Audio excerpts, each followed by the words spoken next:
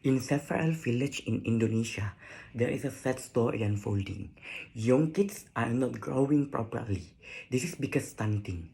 When kids' bodies don't grow well, it's making their future uncertain and putting them at risk. In this village, children often don't have enough food, are not getting the right nutrients, and cannot easily see a doctor when they are sick. This problem happens because there's not enough money for this kinds of family. People don't know enough about healthy food, and it's hard for them to make the environment good for kids to grow as good as well. Stunting is a big problem in this kinds of village, and it doesn't just affect one child, it affects the whole village future. That's why we need to do something special and creative to change this story and give these kinds of kids the best future. This is also connect to the goal of SDGs number 3. It's about making sure that everyone can be healthy and happy at the every age. Therefore, I'm Muhammad Yudhistira Adian Muin from Hasanuddin University will told you a speech which under the title of Optimizing Village Funds to address the issue of stunting in Indonesia. The allocations of funds to regions and village is one of the form of financial planning by the state as outlined in the state revenue and expenditure budget. The allocations of funds to region is amounting to 26% in the forms of general allocation fund or DAU from net domestic revenue in according with law number 33 of 24. The current status quo indicate that the transfer of funds to region and a village is not prioritized by the government in achieving Indonesia Maju 2045. It's proven by the status quo where there is a development disparity among regions and villages in Indonesia. This is primarily due to the limited financial resources allocated for the implementations of regional autonomy. In my speech, I'm going to explain you three things. Number one, how does increasing stunting affect community empowerment? Second, what is the influence of village fund transfer in optimizing decline stunting case? But number three, how can increasing stunting reduction impact sustainable economic development? So moving to the number one, how does the increasing in stunting affect the community environment? Do you know, ladies and gentlemen, that in 2017, about 22% or around 150 million toddlers or children in worldwide suffering stunting. Stunting is one of the sustainable development goals target, specifically in number 3. If we cannot solve the problems about stunting, our future generation will get several problems, which is number 1, weak cognitive and psychomotoric skills. Imagine if your children in the future will have difficulty things, learning, understanding, and remembering information.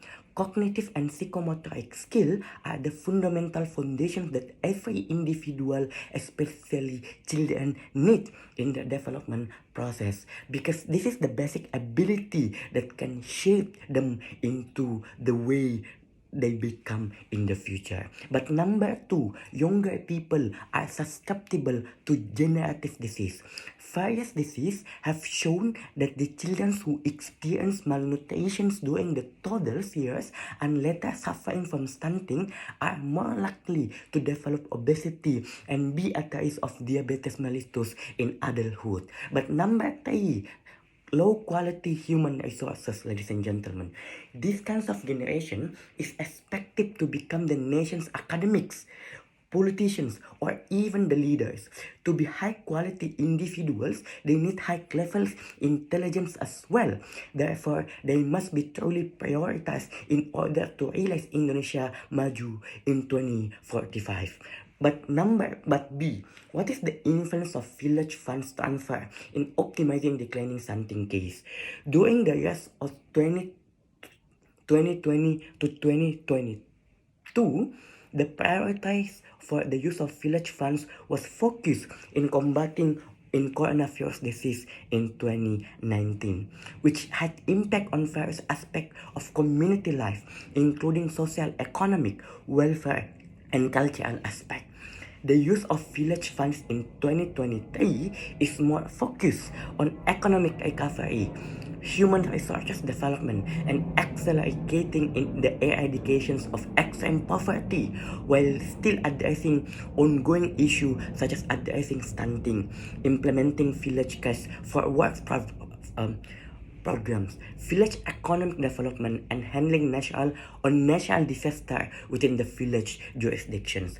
Every village in Indonesia will receive approximately 1 billion to 1 billion in 2023. With that amount, the improvement in the healthcare system should ideally be implemented to optimize the reductions of stunting case. This is because the issue of stunting is not limited to nutrition alone, but involve complex issues such as family income, parental guidelines for family, or unhygienic and unhealthy living environment are some aspects that contribute to increasing the prevalence of stunting in Indonesia. So this is the significant points in point B. But number three, how can increasing stunting reduction impact sustainable economic development? Improving the reduction of stunting can be a significant driver for sustainable economic development. Stunting is an important indicator that reflects children's health and nutrition levels, and it also mirrors social and economic inequality. When the stunting rate decreases, children grow well and have better opportunities for these kinds of cognitive and physical development.